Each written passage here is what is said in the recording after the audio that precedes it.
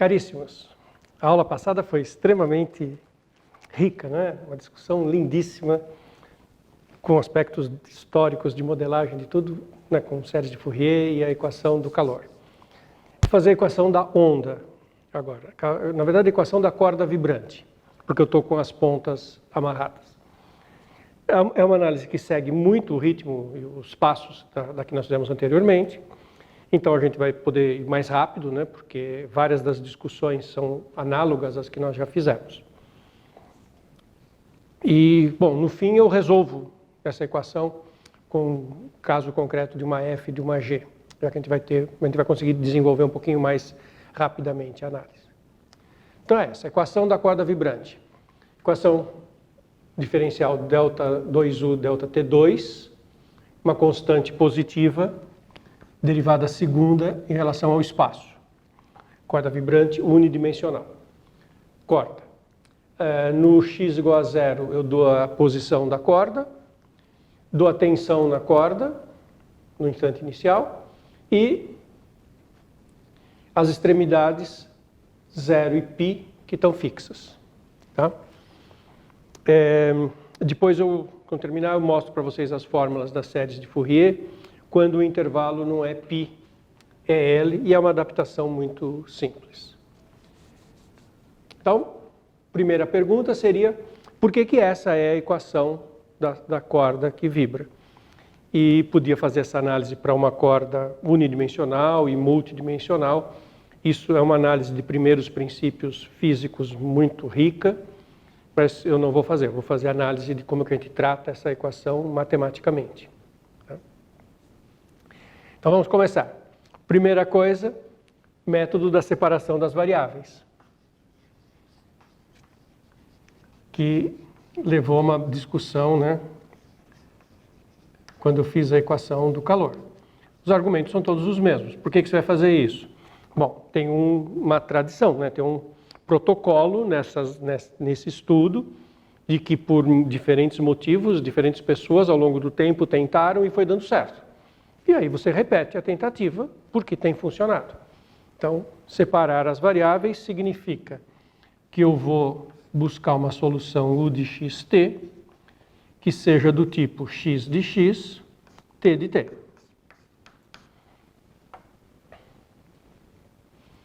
Em que a incógnita x e a incógnita t estejam separadas. E funciona. Aí, quando eu calculo as derivadas, eu preciso ir na derivada segunda, não é? A derivada segunda da U em relação a t. X está constante, vou derivar em t, então o x não muda. Derivada primeira, x, t'. Agora eu derivo de novo, x constante, x, t duas linhas. Então é x de x, t duas linhas de t. E a derivada segunda em x é x duas linhas, t.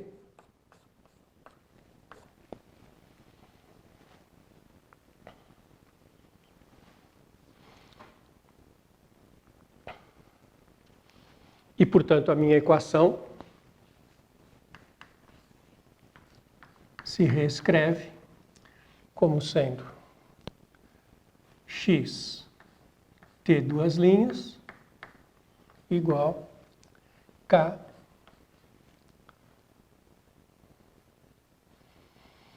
x duas linhas t, que é equivalente a eu escrever x duas linhas sobre x igual 1 sobre k, t duas linhas sobre t.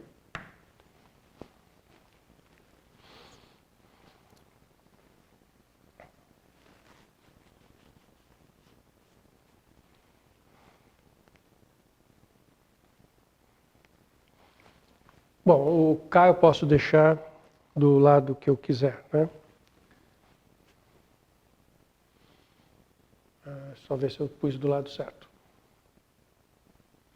Tá.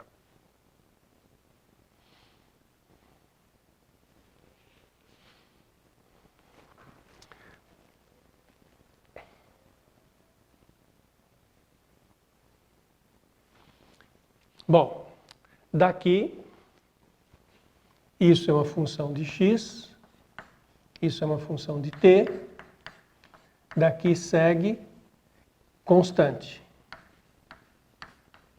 Mesma discussão que nós fizemos na equação do calor. Se eu tenho se eu estou num ambiente bidimensional, eu tenho coisas que dependem de x e y, mas eu encontro uma grandeza h que só depende de x, e que é igual a uma grandeza g que só depende de y, aí quando eu vario x, o h poderia variar, a priori, porque ele varia com x. Mas, isso aqui é igual a g de y. Como o y ficou parado, esse h não pode estar variando.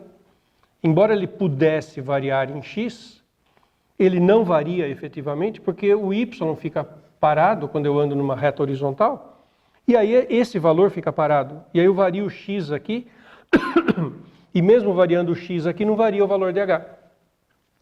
E a mesma coisa quando eu faço variar o y.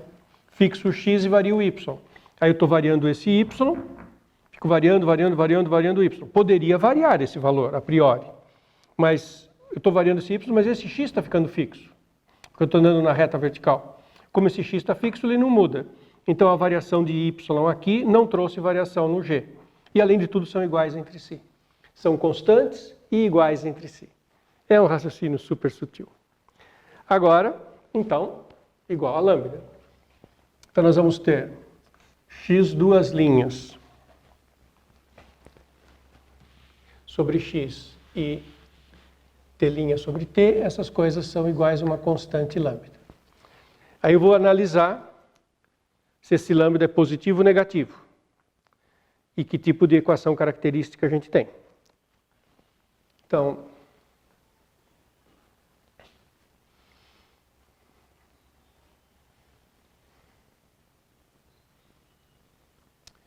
se eu pegar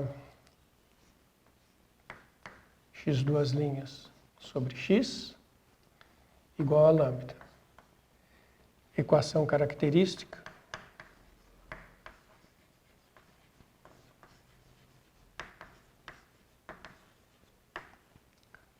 r quadrado igual a lambda. Se lambda for positivo, aí as raízes são r igual mais ou menos raiz de lambda. E isso dá um absurdo. Igual aconteceu na equação do calor. Por que dá um absurdo? Porque a base das soluções em x, base em x,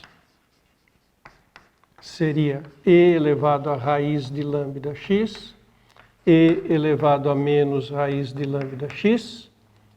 Isso é uma base do espaço das soluções, é uma EDO de ordem 2, com equação característica R2 igual a lambda. E isso não se anula no zero. Como o x de zero tem que ser zero, então isso aqui é um absurdo, pois x de zero é zero. E nenhuma dessas duas se anula no zero, então eu não vou poder ter essa propriedade preservada. Lambda igual a zero. Aí a base seria a constante 1 e a constante x. Eu teria uma raiz dupla igual a zero. Absurdo do mesmo jeito. Igualzinho aconteceu com a equação do calor. É absurdo porque x de π é zero. E nenhuma dessas duas da base se anula no π. Então, a conclusão é que o lambda tem que ser menor que zero. E aí a solução da equação característica é mais ou menos raiz de lambda, só que o lambda é negativo. Então isso aqui fica mais ou menos raiz de menos lambda i. Imagina que o lambda é menos 4. Então fica a raiz de 4, que é 2i, mais ou menos. Então, o lambda já é negativo, quando com o menos fica a parte positiva que aparece na raiz. E quem que é a base das soluções em x? seno de raiz de menos lambda x, cosseno de raiz de menos lambda x. Essas são as bases. E as soluções em x seriam combinações lineares disso. Bom, A seno de raiz de menos lambda x mais B cosseno de raiz de menos lambda x. Só que lembra que x de zero, x de π é zero. X de π é zero, o B tem que ser zero. Porque aqui não vai dar zero, mas aqui vai dar zero. Então B cosseno de alguma coisa dá zero, o B é zero. Então nós temos que e além disso, né, A seno de raiz de menos lambda x no π tem que ser zero. Então, raiz de menos lambda tem que ser um natural, um inteiro.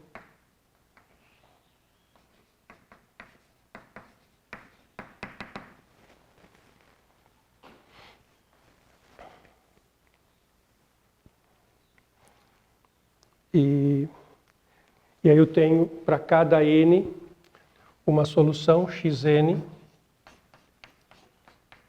que é seno de nx, onde o raiz de menos lambda é esse n.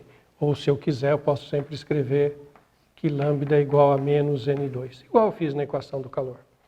Então aqui eu tenho uma parte da minha solução.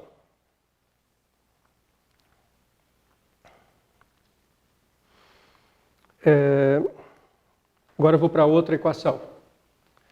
Então a outra equação é o T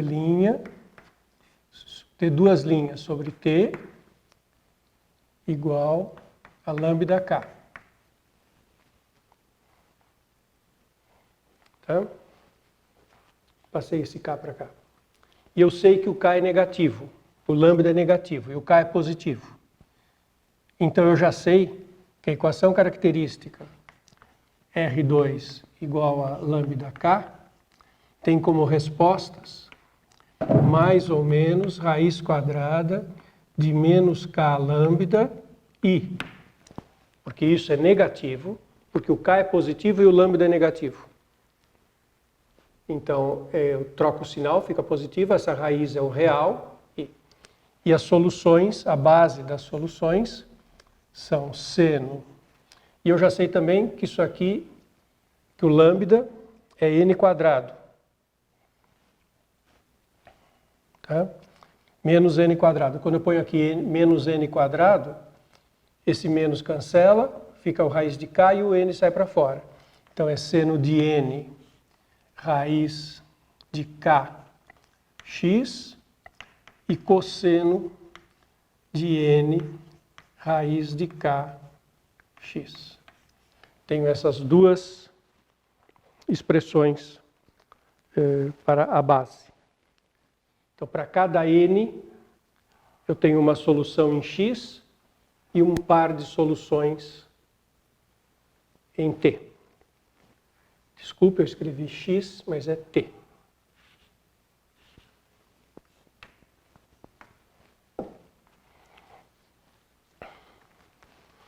Bom, então nesse momento eu já consigo escrever uma família de soluções.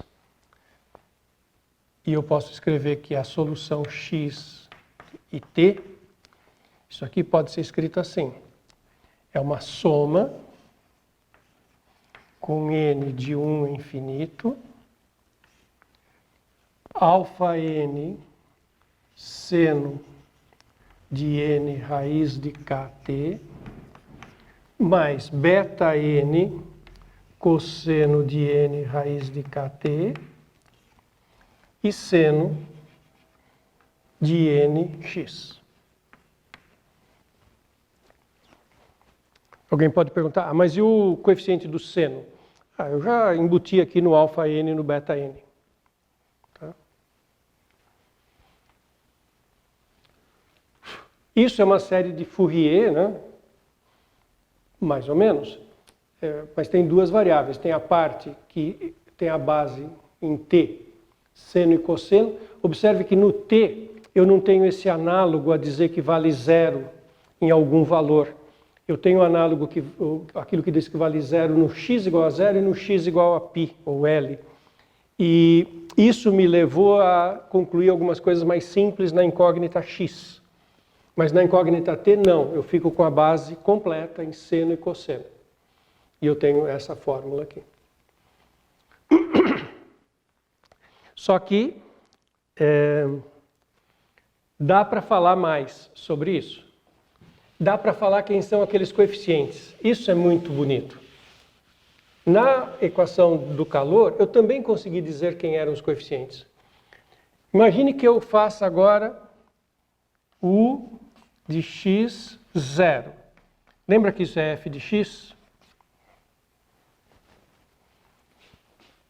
Mas U de x zero, se eu faço t igual a zero, esse cosseno se anulam, todos.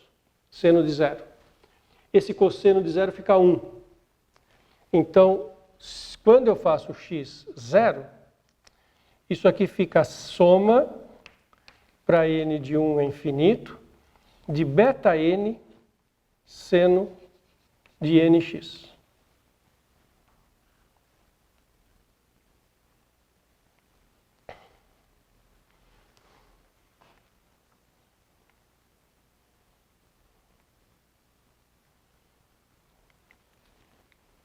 Certo?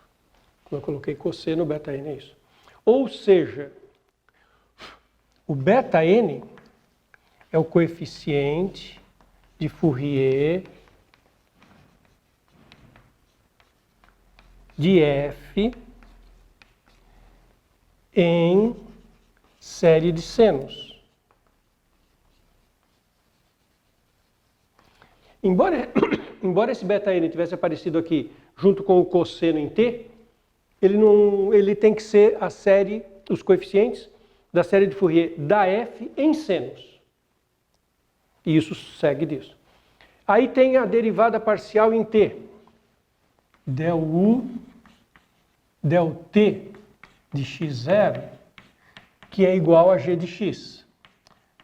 Mas isso, vamos derivar em t, essa expressão. X fica parado, derivada de seno é cosseno, de cosseno é menos seno. Então fica aquela mesma série, só que, vamos lá, alfa n cosseno de raiz de kt,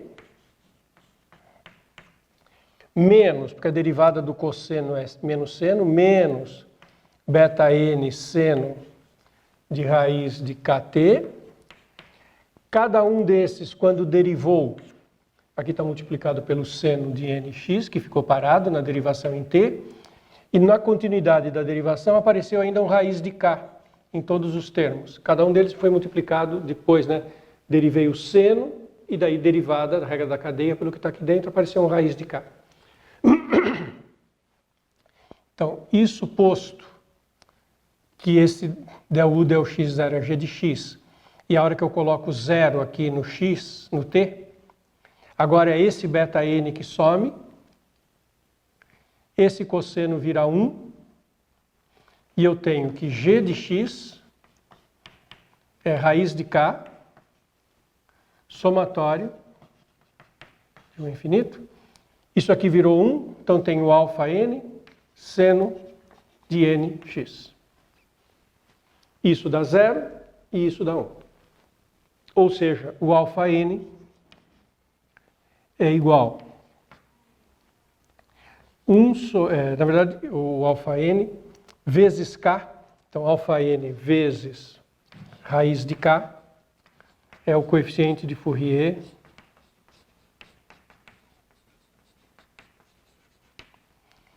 da série de senos de g de x. dizer que o coeficiente da G é o coeficiente de o alfa n, né, é o coeficiente de Fourier da série de senos da G, multiplicado por raiz de k, porque aparece esse fator aqui. Então agora eu sei quem é alfa n e quem é beta n na solução. Então, olha que coisa rica, a equação da corda vibrante também tem uma solução em séries de Fourier. Essa solução está escrita naquela fórmula que é um pouquinho mais longa do que a solução da equação do calor. E os coeficientes são bem determinados. São os coeficientes de Fourier da f e da g, a menos dessa multiplicação por 1 sobre raiz de k, e séries de senos da f e da g. Então, isso resolve, né, o problema da equação da corda vibrante por séries de Fourier. Eu fiz esse problema da corda vibrante com o método das coordenadas, uma aula passada, colocando que a f e a g fossem senos. Vou colocar aqui para vocês verem que dá, claro, a mesma resposta e ver como que quando a gente tem f's e g's particulares, a gente consegue fazer mesmo a conta. No caso daquele exemplo anterior, em que a f é seno de x e a g também é seno de x,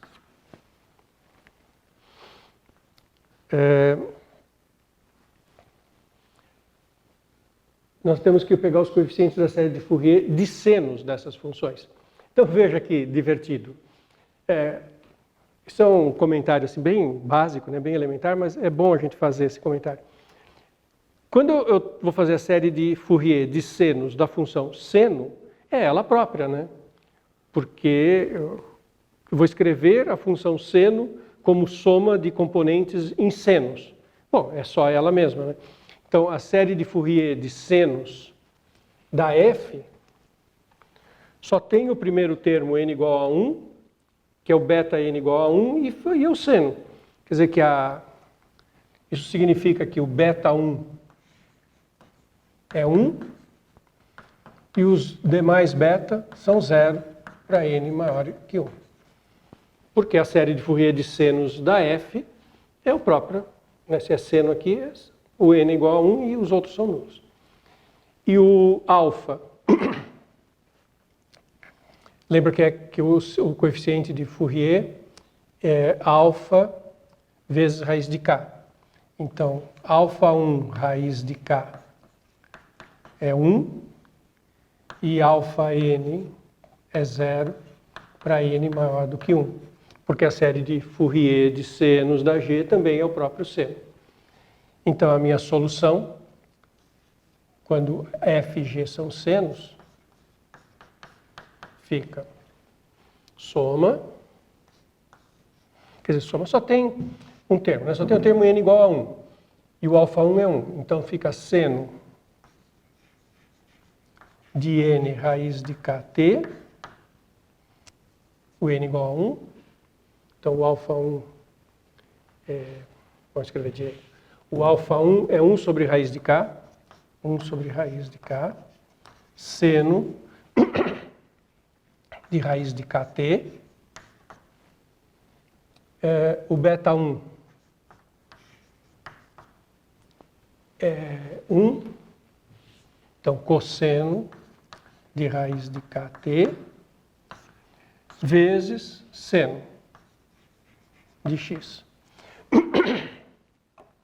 Se vocês olharem lá na aula anterior em que eu trabalhei com a equação da corda vibrante usando o método das coordenadas, eu cheguei na mesma solução. Lá naquela aula, para facilitar a minha vida, eu disse que eu ia tomar k igual a 1 por uns segundos. Aí ficou seno t, cosseno t, seno x. Exatamente a mesma resposta.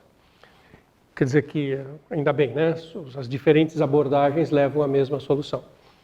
Isso é muito importante como método e como forma de abordar essas equações. E é um dos métodos mais efetivos, né? Resolver com série de Fourier. Então, isso tem uma grande importância. E agora eu vou... Esse exemplo, então, fechou, né? Até fiz o exemplo, retomei o exemplo anterior. E agora eu vou contar para vocês, assim, só para dar um fecho, como é que ficam as séries de Fourier num intervalo qualquer. Porque eu sempre fiz 0π, 0π, usei nesses exemplos 0π, porque facilita a vida. Mas muitas vezes o teu problema não vem formulado, né, o intervalo, o tamanho da corda, o tamanho da barra, não é π, é L. E aí as análises são todas absolutamente equivalentes, só tem um fator de correção, né? E então eu vou mostrar para vocês as fórmulas do coeficiente de Fourier para uma f, assim. Então agora eu tenho uma f de um intervalo menos LL em R, série de Fourier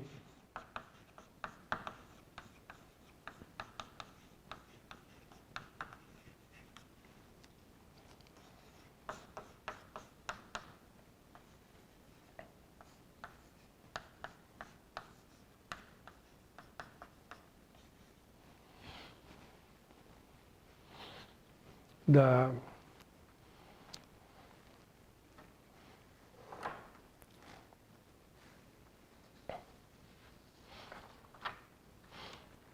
minha função.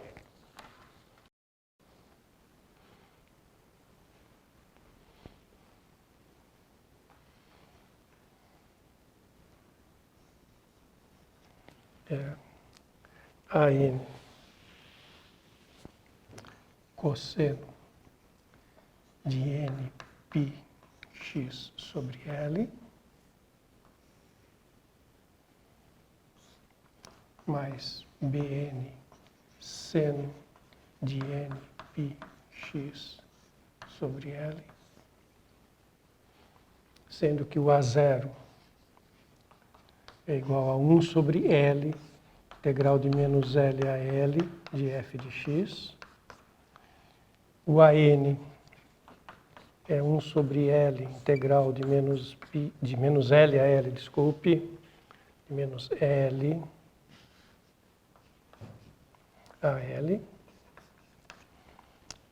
Aqui f de x cosseno de nπx sobre L de x. E o Bn, 1 sobre L. As integrais sempre de menos L a L.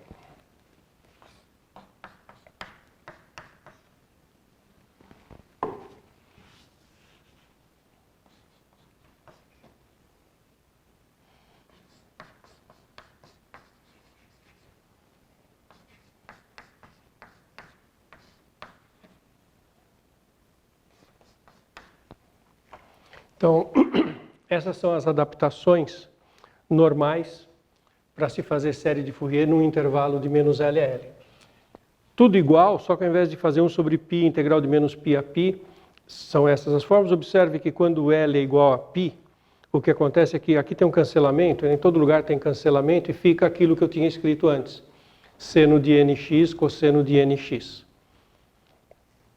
E isso na verdade, se você pensar em termos de mudança de variável, né, mudança de escala, você pega o intervalo menos π e manda no intervalo menos LL, ou menos LL no menos π mais π, e aí tudo se adapta do mesmo jeito, todas as construções são do mesmo jeito.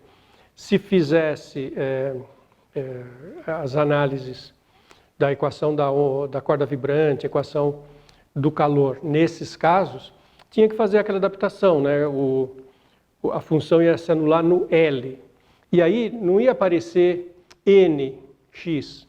Quando eu concluí que tinha que se anular no π, eu vi que o coeficiente tinha que ser um inteiro. Agora, se vai ter que se anular no L, é porque é um inteiro π sobre L. Tá certo? Porque é isso que se anula no x igual a L, porque daí o L cancela e fica nπ. Então é uma adaptação absolutamente natural e que segue todos os passos sem nenhuma complexidade maior. tudo funciona super bem. Então, quando vocês tiverem que trabalhar com séries de Fourier general, assim, em caso geral, vale isso e todas as fórmulas têm essa adaptação super tranquila. Vou dar uma interpretação para vocês do que eu fiz aqui com séries de Fourier e o significado desses polinômios trigonométricos, que a gente usa muito, ela é muito, de uma forma inesperada, de uma forma sutil, e é uma coisa muito interessante. Quando a gente fala em dimensão muito baixa, né, vai fazer geometria em 3 dimensões, e a gente tem um vetor e a gente tem um plano, a gente pensa, né, na projeção desse vetor no plano e dá um outro vetor, que é, de todos os vetores daquele plano, o vetor mais próximo desse vetor aqui. Então, isso é um fato muito normal, muito básico da geometria comum. Então, um plano no espaço, um vetor, que não precisa ser paralelo ou em qualquer posição, projetamos, nós encontramos um vetor no plano que de alguma forma se relaciona com aquele vetor que foi projetado. Uma das coisas que a álgebra linear, junto com a análise, trazem, que enriquece muito a interpretação da gente, é pegar essa ideia simples e levar para espaços gigantes. Então, o que eu vou falar é uma coisa absolutamente parecida, só que num espaço com dimensões enormes. E nós não temos que pensar nas dimensões como se fossem dimensões físicas. Nós não estamos entrando nessas questões se o espaço tem 4, 5 dimensões, o que é isso? Dimensão, para mim, é o número de elementos que eu preciso para escrever uma fórmula.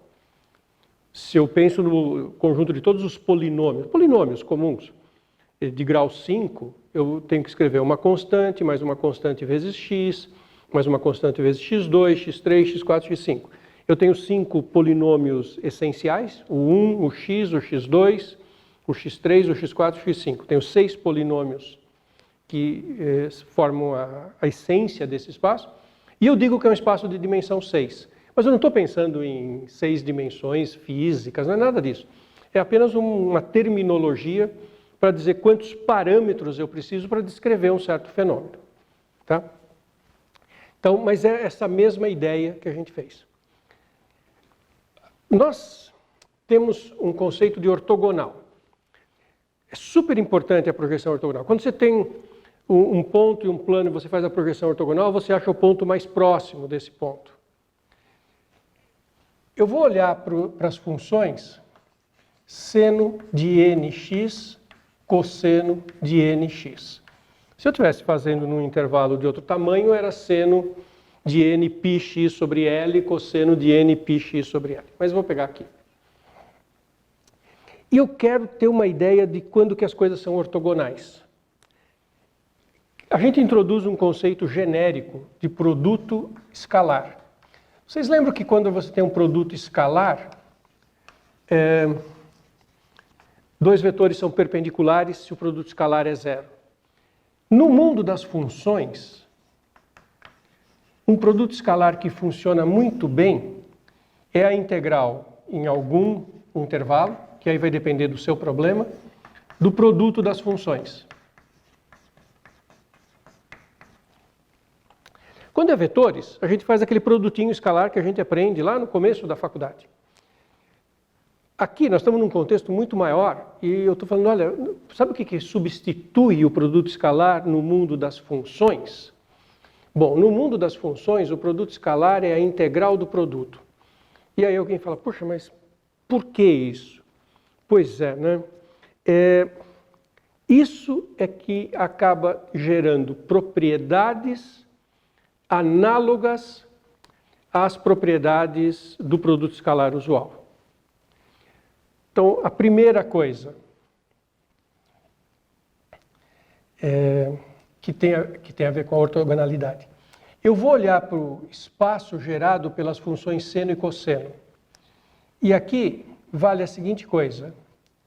Seno de nx é ortogonal a cosseno de mx. Quaisquer que sejam mn. Esse produto é zero. Ou, em outras palavras, a integral de menos π a π de seno de nx cosseno de mx é sempre zero. Quer dizer que as funções seno e as funções cosseno, elas se comportam como vetores ortogonais lá no espaço. Mas qual a importância disso? É que o seno e o cosseno de nx vão formar uma base ortogonal no espaço das funções polinomiais em seno e cosseno. Mas eles têm essa propriedade. E mais, não é só que o seno de nx é perpendicular ao cosseno de mx. Valem outras fórmulas que vocês talvez se lembrem lá dos cursos de cálculo. Lá não fica muito claro por que isso é importante, mas seno de nx vezes seno de mx dx dá igual a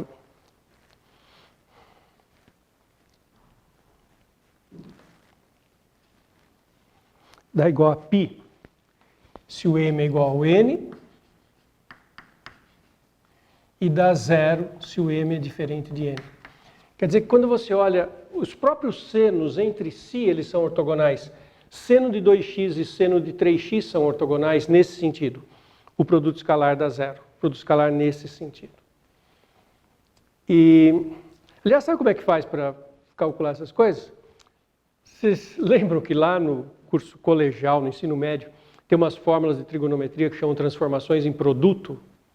Se você usar a fórmula de transformação em produto ao contrário, isso vira uma soma de senos e cossenos.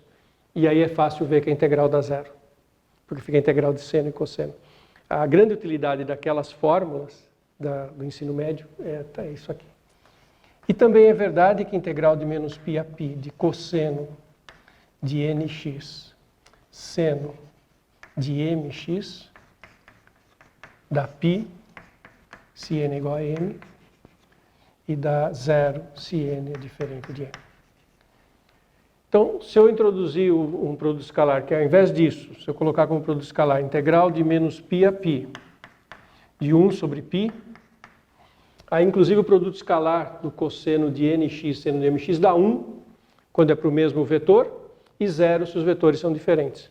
Se eu colocar aquela divisão de 1 sobre π, tá vendo que lembra que tem uma divisão de 1 sobre π no Fourier? Então, se eu colocar 1 sobre π, o produto escalar do seno pelo seno dá 1, e de qualquer seno de 3 por seno de 5 dá 0, e seno com cosseno dá 0, o cosseno de 3x com o cosseno de 3x dá 1, porque daria π eu dividi por π, e cosseno de 3 com cosseno de 5 dá 0, e eu tenho uma base ortonormal. Isso aqui vira uma base ortonormal, módulo 1 e vetores perpendiculares, ortonormal, lá no espaço das funções. E aí sabe o que é o polinômio de Taylor? Você tem uma função f. Aí, o polinômio de Taylor não, o polinômio de Fourier. Você tem uma função f. Pensa no polinômio de Fourier que vai até o n. Se você pegar a série até o infinito, dá a f. Então você pega a f e sua série de Fourier. Como eu andei fazendo isso tudo em várias aulas, né, nas últimas aulas, fiz isso o tempo inteiro. Eu pegava a minha f e escrevia como A0 sobre 2, soma de bn seno de nx, mais an cosseno de nx. E aí a f era igual à série de Fourier. Mas se eu, ao invés de fazer o n de 1 a infinito, fizer o n de 1 até um certo valor, n, isso vira polinômio. E aí agora não é mais igual, é aproximado. Sabe o que é esse polinômio? Olha que interpretação genérica, muito pesada. Pensa no ao invés de pensar num plano no R3, como eu comecei essa explicação, pensa no conjunto gerado por todos os senos e cossenos até grau n. Quer dizer, você pega uma base que tem 2n vetores, seno de x, seno de 2x, seno de 3x, seno de 4x, até o seno de 10x. Pega cosseno de x, 2x, até o cosseno de 10x. E pega também a função constante igual a 1. Então, se eu for com n até 10, eu tenho 10 senos, 10 cossenos e o 1. Eu tenho um espaço com 21 coisas na base. Aí eu pego uma f. A f, como o Fourier discutiu, na aula que eu falei de Fourier, na aula passada para vocês, o Fourier ficou pensando nisso. Poxa, eu sei resolver a equação do calor se a f for senoide e cossenoide. Mas e se ela não for? Ah, se ela não for, eu pego a série. Então, eu pego uma série de Fourier, ela dá a f. E se eu pegar o polinômio até n, dá a projeção da f nesse espaço. Esse é o vetor que melhor aproxima esse vetor que não está no espaço. Então, olha aqui a interpretação rica. A série de Fourier dá a função. Mas se eu truncar, eu não tenho mais a função. Mas o que significa o truncado? Usando, se eu estiver aqui com 10, usando senos e cossenos até seno e cosseno de 10x, qual é a melhor aproximação para minha f? Em que sentido? Dos mínimos quadrados. E que sentido que é esse? Que se eu fizer a projeção ortogonal dessa função f nesse espaço gerado por essas 21 funções, aquele é o polinômio que mais está próximo da f. A projeção da f nesse espaço. Que é exatamente o análogo, num contexto extremamente abstrato, daquilo que é pegar um plano no R3, um vetor e projetar. Você tem o vetor que melhor representa esse vetor dentro do espaço. O vetor não está no espaço, então não adianta, mas a projeção dele está. Isso é super rico e depois que o Fourier fez o que fez, veio toda essa análise em que os senos e cossenos são interpretados como uma base ortonormal, e isso refinou, trouxe muito rigor da análise matemática para esses estudos. E o que nós fizemos nas duas últimas aulas, quando resolvemos a equação do calor e da corda usando série de Fourier, foi fazer isso. Eu usei o espaço dos senos e cossenos, as funções senos e cossenos, como uma base. Quando eu penso num espaço infinito, dá f. E quando eu penso parando num certo termo, dá a projeção da f naquele espaço. E os senos e cossenos são uma base ortogonal por conta dessas formulinhas, que é um exercício de cálculo 1 fazer isso. E a razão de ter esse exercício lá no cálculo 1 é justamente por causa dessa interpretação que está aqui. Muito rico, né? Legal. Ficamos por aqui.